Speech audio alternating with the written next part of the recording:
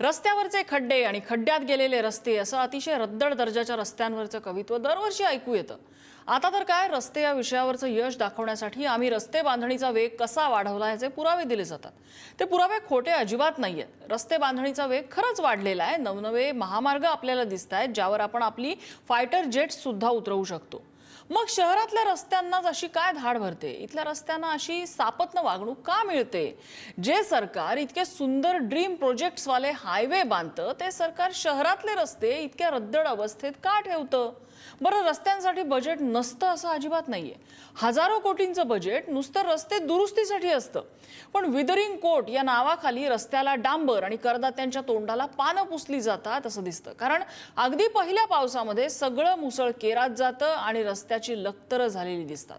So called international city राजधानी मुंबई सुद्धा यातून सुटलेली नाही। नाशिकने तर काही दिवसात या खड्ड्यांनी घेतलेले 5 बळी बघितलेत। पुणे, वर्धा आणि इतर सगळ्याच शहरात थोड्याफार फरकाने हीच परिस्थिती आहे। मग आम्ही बापड्या नागरिकांनी करायचं काय? या जीवघेण्या रस्त्यांना जबाबदार कोण आहे? हाच आपला आजचा प्रश्न आहे।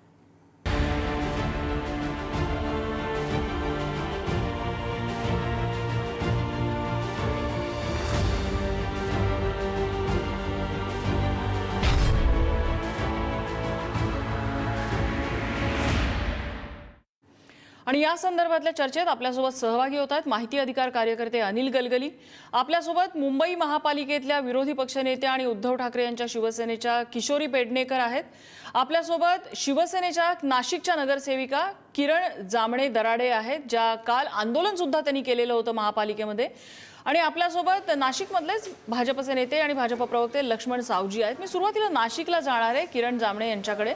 किरणताई, काल तुम्ही नाशिक महापालिकेमध्ये सत्ताधारी असून इथे आंदोलन केलेलं होतं, का अशी अवस्था येते? नाशिकने तर 5 लोकांचे जीव गेलेले बघितलेले आहेत।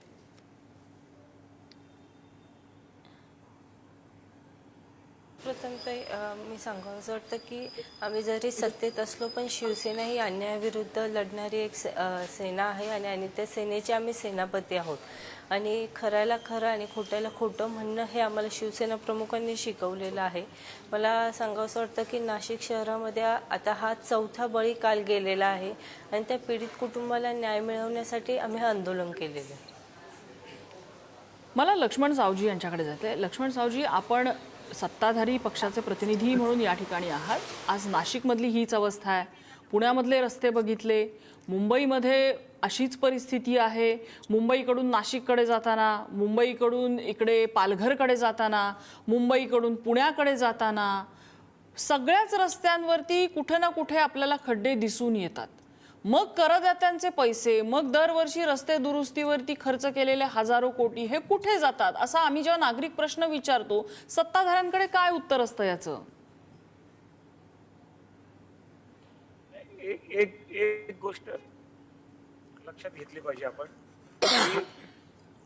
प्रशासनाच्या दृष्टिकोनातून प्रशासन ज्या पद्धतीने आता काम करतंय, सगळे विषय प्रशासन वेगवेगळ्या ठिकाणचे वेगवेगळ्या ठिकाणी आहे। नाशिक महापालिकेच्या संदर्भातला जोपर्यंत विषय आहे तोपर्यंत नाशिकला आपण पाहतोय ज्या पद्धतीनं सगळ्या नाशिकचं डेव्हलपमेंट करायला कुंभमेळ्याच्या निमित्तानं आता सुरुवात झालेली आहे। एकच गोष्ट आहे की काय झालं की आता माननीय आयुक्तांनी या संदर्भात अनेक वेळा खुलासे केले, माननीय गिरीश महाजनांनी याच्या संदर्भात आधी बोललेले आहेत, माननीय महापौरांनी खुलासे केलेले आहेत आणि सगळ्या पक्षांच्या नेत्यांना चांगलं माहिती आहे की काय चाललंय। हा विषय काही राजकीय स्वरूपात चर्चा करण्याचा नाहीये। जेव्हा विकासाच्या कामांनी जेव्हा गती घ्यायची असेल आणि एका वेळेला सगळी कामं सुरू केली असतील, आता त्यातला एक भाग आहे की ज्या रस्त्यालगतच्या रस्त्याच्या भूमिगतच्या ज्या सगळ्या लाईन्स आहेत, वेगवेगळ्या टेलिफोनच्या असतील, केबल्स वेगवेगळ्या असतील, सगळ्याच गॅसच्या असतील किंवा इतर आणखीन लाईन असतील, पाणी पुरवठ्याच्या लाईन असतील, ह्या पुढे 25-30 वर्ष पुन्हा रस्ते फोडावे लागणार नाहीत किंवा या लाईनचं जुन्या लाईन सगळ्या झाल्या आहेत, त्या ब्रेकेज होतात वारंवार काम करत असताना। रस्ता केला तरी पुन्हा दिवसांनी पुन्हा त्याला दुरुस्त करावं लागतं. बरं. अशा पद्धतीने एकतर कामाचा वेग धरलेला लक्ष्मण काम सावजी थोडंसं इंटरप्ट करते तुम्हाला. मला वाटतं तुम्ही प्रवासात आहात. रिक्वेस्ट आहे तुम्हाला की तुम्ही गाडी थांबवून बोललात तर नेटवर्क थोडंसं चांगलं येईल आपल्याला. पुन्हा एकदा येते मी आपल्याकडे. मात्र तुमचा मुद्दा लक्षात आला की नाशिकमध्ये कुंभमेळा आहे, त्या पार्श्वभूमीवरती जी कामं सुरू आहेत, एकत्रित सगळी कामं सुरू आहेत कारण वेगाने करायचे आहेत आणि त्यामुळे रस्त्यांची ही अवस्था आहे असं ते सांगतात. त्याच्यावर स्पष्टीकरण आलेलं आहे असं ते म्हणतात. मला किशोरी पेडणेकरांकडे सुद्धा जायचंय. किशोरी पेडणेकर, आता मुंबईमध्ये सुद्धा विविध विकास कामं सुरू आहेत. मुंबईतल्या रस्त्यांवरती ही विकास कामं नसताना सुद्धा अशीच परिस्थिती होती, विकास कामं सुरू असताना सुद्धा अशीच परिस्थिती आहे. त्यावेळेला तुमचं राज्य होतं, यावेळेला तुम्ही विरोधात बसलेले आहात. परिस्थिती काय बदलली? फक्त सत्ताधारी बदललेले आहेत.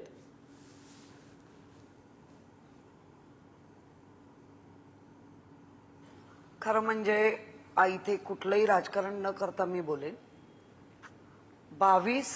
2022 ऑगस्ट नंतर जे आधी आम्ही सगळी जी कामं रस्त्याची 17 पासून ते 27 पर्यंत त्याच्यामध्ये आमूलाग्र बदल केले. आमूलाग्र बदल करत असताना त्या संपूर्ण याच्यामध्ये आपण 20% कमी या आमच्या मुंबईच्या 22 ते आतापर्यंतचे रस्ते जे आपण म्हणताय की सीसी रोड व्हायला पाहिजे, केले पाहिजे, पण तेच होताना संपूर्ण ब्रिजच्या ब्रिज कोसळत आहेत, संपूर्ण रस्ते उखडले जात आहेत. आणि असं नाही की जास्त पैसे देऊन उलट उखडले जात आहेत. मग कधीतरी मुंबईकर म्हणतायत ना की माझ्या लाडका कॉन्ट्रॅक्टरची स्कीम चालू आहे का मुंबईत? बरं, आता ही मुंबईतच नाहीये.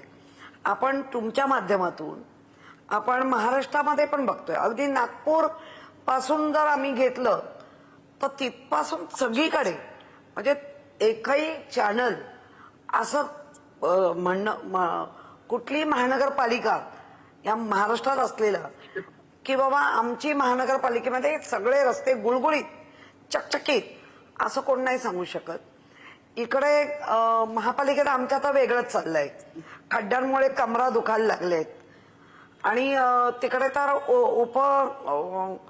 मुख्यमंत्री सांगतायत सगळं आलबेल आहे, काही प्रॉब्लेम नाही. ठाण्यात तीच बोंब आहे, ठाण्यात पण तीच बोंब आहे, नाशिकमध्ये तीच आहे. मग काय आलबेल काय?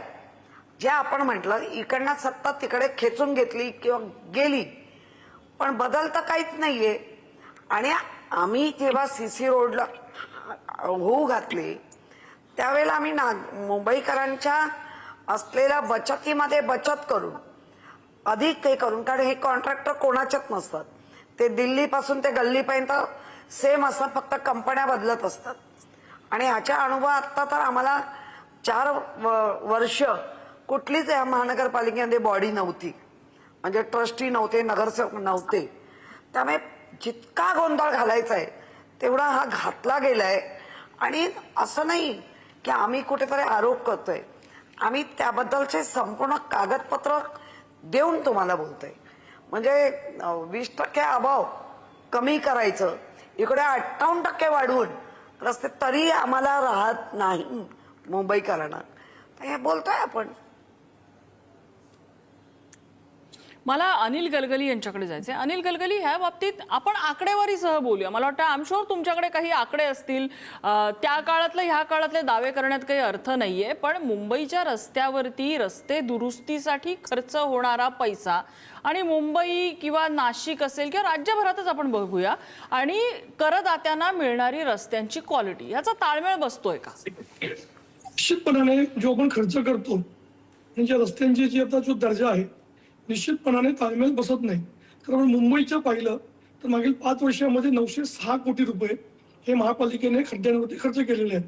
त्यामध्ये 2021-22 मध्ये 169 कोटी, 22-23 मध्ये 190 कोटी, 23-24 मध्ये 202 कोटी, 24-25 मध्ये 156 कोटी आणि मागील याच्यामध्ये 189 कोटी. म्हणजे आपण पाहिलं तर की प्रत्येक दिवशी महानगरपालिका लाख रुपये खर्च करत आहेत. परंतु हा जो पिरियड असतो, पावसाळ्याचा पिरियड असतो, तेव्हा आपण खड्डे बुजवतो, परंतु तो त्या रस्त्याचा दर्जा असतो. कारण जेव्हा आपण सीसी रोड बांधतो, जसं किशोरीताई यांनी सांगितलं की आपण सीसी जे वेगवेगळे रोड बांधले त्याच्या सुद्धा एक DLP असतं, म्हणजे डिफेक्ट लायबिलिटी पिरियड. परंतु दुर्दैवाने महानगरपालिकेचे अधिकारी असून देत कंत्राटदारांचं संगनमत असतं. आजकाल DLP ही कमीत कमी 10 वर्षाची पाहिजे, परंतु काही प्रकल्पामध्ये 2 वर्ष 5 वर्ष. खरं म्हणजे सिमेंट कॉन्क्रीट रस्त्याची जी आयुर्मान असतं हे 30 ते 40 वर्ष पाहिजे. मग तुम्ही DLP 5 वर्ष का ठेवता, 2 वर्ष का ठेवता? म्हणजे कुठेतरी त्यांना सुद्धा कल्पना आहे की जो रस्ता बांधला त्याचा दर्जा योग्य नाही. उद्या काही पाऊस पडला, काही दुर्घटना घडली तर ते नक्कीच खड्डा पडेल किंवा रस्त्याची एक प्रकारची चालणी होईल. हे सुद्धा अधिकाऱ्यांना लक्षात आहे. खरं म्हणजे आता महापालिकेने आता घोषित केलेलं आहे की मी AI च्या माध्यमातून हे बघू.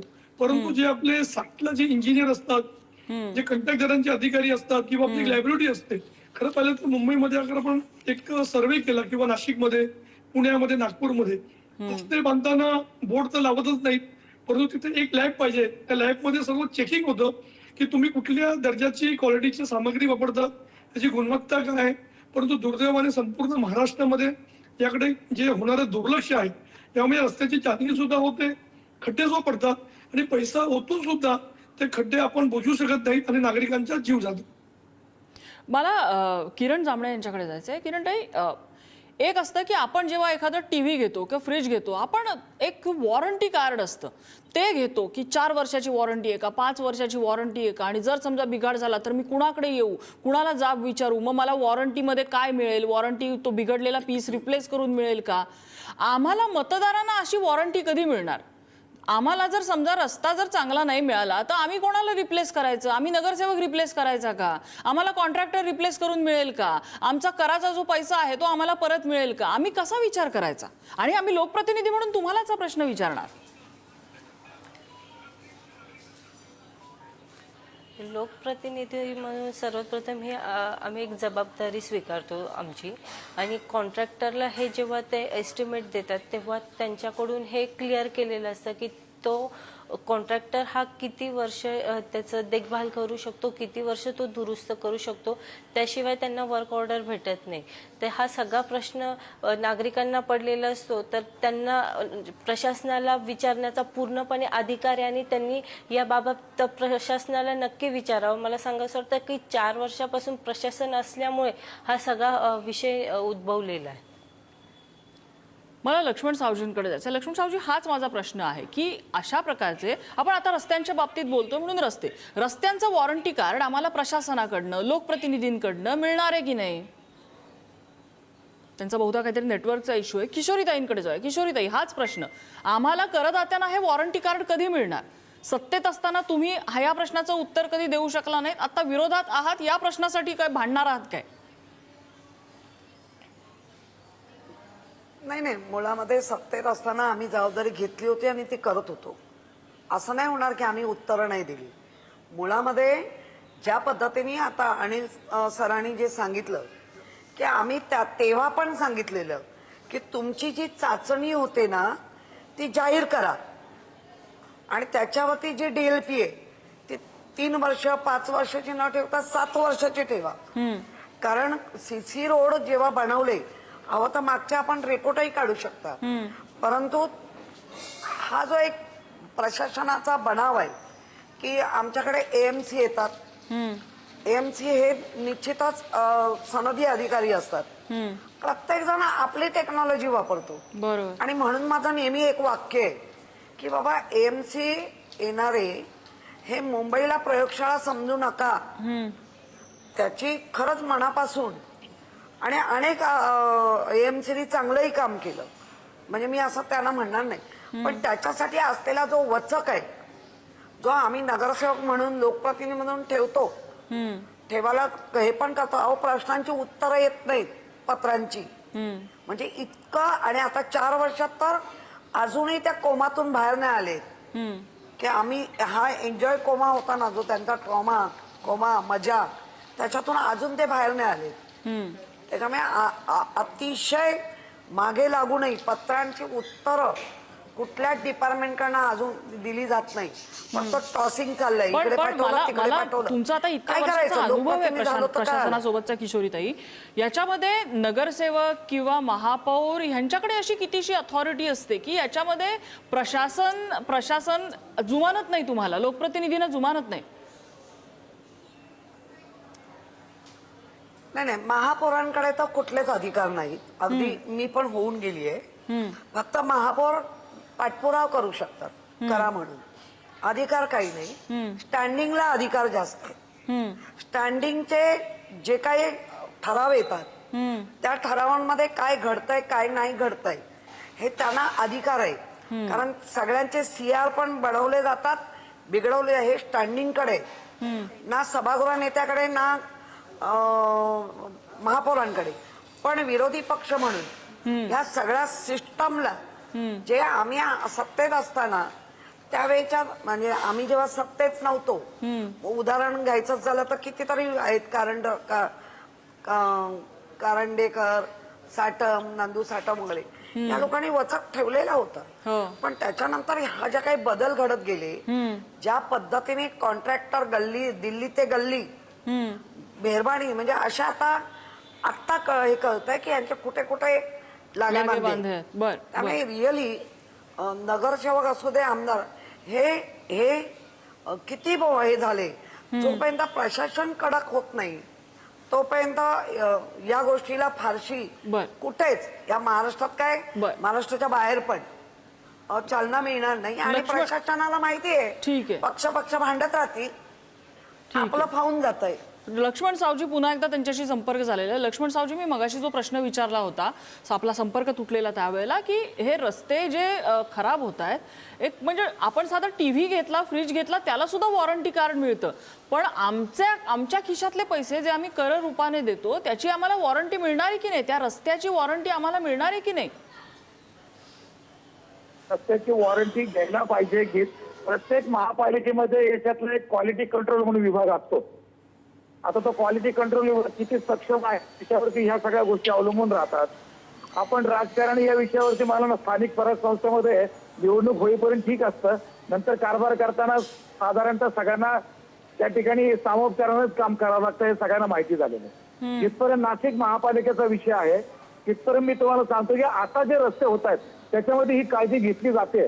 म्हणजे गेल्या महिन्यामध्ये माननीय आयुक्तांनी ज्या वेळेला क्वालिटी कंट्रोलच्या टीम बरोबर एक फेरफटका मारला, जिथं रस्त्याचं काम निकृष्ट होतं तो रस्ता फोडून पुन्हा करायला लावलेला आहे. हे सगळ्यांना माहिती आहे. त्यामुळे पुढचे जे आता याच्यानंतरचे जे काँक्रिटीकरणाचे किंवा विकसित तंत्रज्ञानातले जे रस्ते होत आहेत त्याच्यामध्ये ही काळजी घेतली जाईल असं पाहिलं जात आहे.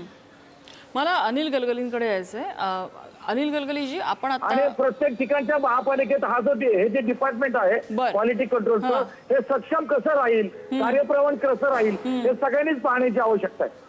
बर मला अनिल गलगलीजी, आता आपण बघितलं, आता मिसिंग लिंक, कनेक्टिंग लिंक ज्याला मुख्यमंत्री म्हणतात, हा एक खूप मोठा प्रोजेक्ट, मुंबई पुण्याला आणखीन जवळ आणणारा प्रोजेक्ट इथे उभारला गेला आणि सगळेजण खुश आहेत त्या प्रोजेक्टवरती. पण पहिल्याच पावसामध्ये तिथे दरड कोसळली. काही जणांनी अशा कंप्लेंट केल्या की बोगद्यातनं छोटे दगड कारवरती पडतायत. काही जण असं म्हणाले की तिथे आम्हाला खड्डेही दिसले. अर्थात मी रिसेंटली त्या मार्गावरनं गेलेले नाही, त्याच्यामुळे मी स्वतः आखोदेखी सांगू नाही शकणार. कुणी गेले असतील तर त्यांनी सांगावं. पण मी समृद्धी महामार्गावरनं गेले. समृद्धी महामार्गावरती त्या रस्त्यातनं बारीक बारीक खडे निघायला लागले त्या कॉन्क्रीटमधनं. दुसरी गोष्ट, आपण अटल सेतूला गेलेल्या रस्त्यावर भेगा बघितल्या, त्यानंतर तिथे आपल्याला बऱ्याच दुरुस्तीचं त्यानंतर काम करावं लागलेलं होतं, बरीच चर्चा झालेली होती. इतक्या मोठ्या ड्रीम प्रोजेक्टवरती जर असं होत असेल तर ह्या शहरातल्या रस्त्यांची काय खबरबात घ्यावी आपण? नाही, खरं पाहिलं तर जेव्हा रस्त्यांचं एक प्रकारचे जेव्हा प्रकल्प घोषित करतो तेव्हा त्या प्रकल्पासोबत त्याच्या ज्या अडीअडचणी सुद्धा समजून घेणं आवश्यक असतं. दुर्दैवाने महानगरपालिकेचे अधिकारी जेव्हा एस्टिमेट बनवतात, खरं म्हणजे एस्टिमेट अधिकारी बनवतात नाही, हे कॉन्ट्रॅक्टर बनवतात. कॉन्ट्रॅक्टर जेव्हा एस्टिमेट बनवतो त्याचा फायदा बघतो. मग एकदा त्याला वर्क ऑर्डर दिली, स्टँडिंग कमिटी, वर्क्स कमिटी पालिकेमध्ये मंजूर झालं, त्यानंतर घाईघाईमध्ये ते काम पूर्ण करण्याचा त्याचा प्रयत्न असतो. त्या डेडलाईन चुकते, मग त्याचा जो डेडलाईन चुकल्यानंतर त्याला पैसे वाढवून मिळतात, परंतु दुर्दैवाने क्वालिटी तेवढी मेंटेन राहत नाही. असं मी सांगतो की जेव्हा पृथ्वीराज चव्हाण मुख्यमंत्री होते तेव्हा लालबागच्या उड्डाणपुलाचं उद्घाटन झालं, त्या जयकुमार कॉन्ट्रॅक्टरचा सत्कार सुद्धा करण्यात आला. दुसऱ्याच दिवशी तिथे खड्डा पडला. हाच कॉन्ट्रॅक्टर MMRD मध्ये आहे, हाच कॉन्ट्रॅक्टर MSRDC मध्ये आहे. म्हणजे एक प्रकारची जी कॉन्ट्रॅक्टरची जी लॉबी आहे, खरं पाहिजे DLP सुद्धा महत्वाची आहे, परंतु त्या रस्त्याचा दर्जा, अधिकारी किंवा कॉन्ट्रॅक्टरची जबाबदारी आणि वेळोवेळी त्याचे लेखा परीक्षण होणं सुद्धा आवश्यक आहे. पण दुर्दैवाने महापालिका असून देत, MSRD असून देत, MMRD असून देत किंवा अन्य ज्या संस्था आहेत त्या याकडे दुर्लक्ष करतात, कारण कुठेतरी हा राजकीय दबाव असतो. आता परिस्थिती काय आहे की जेव्हा कोणाला वर्क ऑर्डर मिळतं ते वर्क ऑर्डर त्याला सहजासहजी मिळत नाही. नगरसेवक दबाव आणतो, राजकीय पुढारी दबाव आणतात. वर्क ऑर्डर घेण्यासाठी सुद्धा कॉन्ट्रॅक्टरला 2 ते 3 महिन्याची वाट पाहावी लागते. म्हणजे कुठेतरी हे जे नेक्सस आहे, आज सुद्धा 30 ते 40% जे 100 रुपयाचे काम असेल 40 ते 50 रुपये त्याला वाटायला जातात. मग तो काय काम करणार? म्हणजे कुठेतरी आपल्याला आता AI जे नवीन जे तंत्रज्ञान विकसित झालेलं आहे किंवा ऑन दी स्पॉट जी विजिट करणं आवश्यक आहे, तिथे कुठेतरी हे अधिकाऱ्यांच्या पालिकेचं जे दुर्लक्ष होत आहे त्यामुळे कंत्राटदारांचं फावतं आणि लगेच त्या रस्त्याला खड्डा पडतो. मला लक्ष्मण सावजींना विचारायचं. लक्ष्मण सावजी, आता शिर्डीला निघाले आहेत. मला माहिती नाही ते समृद्धी महामार्गावरनं जात आहेत का, पण लक्ष्मण सावजी, आता समृद्धी महामार्गावरनं जर तुम्ही जात असाल तर काय सध्या रस्त्याची परिस्थिती आहे? चांगला आहे का रस्ता? नाही, मी आता एक पहिली गोष्ट समृद्धी महामार्गावर आता नाहीये, पण मी समृद्धी महामार्गाने मुंबईला येताना पण येत असतो आणि नागपूरला जाताना पण जात असतो. समृद्धी महामार्गाबद्दल विनाकारण बदनामीकारक कायम वक्तव्य केली जातात. वास्तविक पाहता लोकांची त्याच्यामध्ये एवढी सोय झालेली आहे, एवढा मोठा प्रकल्प महाराष्ट्राने केलेला आहे, त्याचा अभिमानास्पद वक्तव्याच्या ऐवजी केवळ टीकात्मक चर्चा करायच्या आणि त्या प्रकल्पाला बदनाम करायचं आहे एक षडयंत्र आहे याच्या पाठीमागचं, असं मला वाटतं. बाकी नाही, मी पर्टिक्युलरली समृद्धी महामार्गाचं म्हणत नाहीये. मी पर्टिक्युलरली समृद्धी महामार्गाचं म्हणत नाहीये. मुद्दा असा आहे, नाही, मी पर्टिक्युलरली समृद्धी महामार्ग बदनाम करायचं म्हणत नाही. समृद्धी महामार्ग हा प्रोजेक्ट उत्तमच आहे आणि त्यांनी मुंबई नाशिक विशेषतः हा पट्टा जो मी स्वतः त्या मार्गाने प्रवास केलाय तो किती जवळ आलेला आहे हा माझा वैयक्तिक अनुभव आहे. माझा कन्सर्न कुठे होता, आता 2च दिवसांपूर्वी मी त्या मार्गावरनं मुंबई ते नाशिक या भागात जेव्हा प्रवास केला त्या मार्गावरती सुद्धा ते कॉन्क्रीटमधनं खडे बाहेर पडलेले दिसले. म्हटल्यानंतर आता पुढच्या काही पावसामध्ये तिथे खड्डे पडतील का असा एक साधा विचार माझ्या मनात आला. ते जर नाही पडले तर उत्तमच आहे, ते जर नाही पडले तर उत्तमच आहे, ते काम चांगलं आहे याची ती पोचपावती असेल असं मी म्हणते. तुम्ही म्हणताय त्या पद्धतीने ठराविक कुठल्या एखाद्या ठिकाणी काही झालं असेल तर आपण संबंधित अधिकाऱ्यांना आणि कॉन्ट्रॅक्टरला बोलता येईल, कारण माझ्या काही निदर्शनात ही बाब आलेली नाहीये, पण तुम्ही म्हणताय तर आपण इथं तपासून घेऊ तो विषय. बर बर बर पण मुद्दा असा आहे की शहरातले खड्डे हे कधीही थांबणार नाहीयेत. म्हणजे आता शिवसेना उद्धव ठाकरे पक्षाचे प्रतिनिधी आपल्याकडे आहेत, त्या काळात सुद्धा आपण याच विषयावरती चर्चा घेतलेली होती. आता भाजपचं सरकार आलेलं आहे त्याही काळामध्ये आपण याच विषयावर चर्चा घेतोय. मध्यंतरीच्या काळामध्ये महापालिकांवरती प्रशासक होते त्याही काळामध्ये याच विषयावरती चर्चा झालेली होती. किशोरीताई, मला वाटतं हे सगळे फेजेस तुम्ही बघितलेले आहेत. हे रस्त्यावरचे खड्डे थांबणार आहेत का?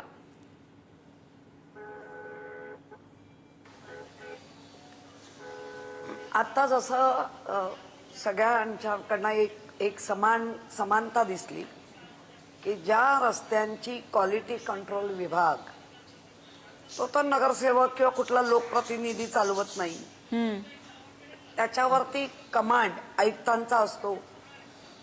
जर आम्ही तक्रार करू नये त्याच्यावरती लक्ष दिलं जात नसेल, आज मी तुम्हाला दाखवू शकते की इतका पत्रव्यवहार आम्ही केलेला आहे आणि नुसता पत्रव्यवहार नाही तर आम्ही त्याला काही सूचना पण दिल्या आहेत आणि काय चुकतंय तेही दाखवलंय.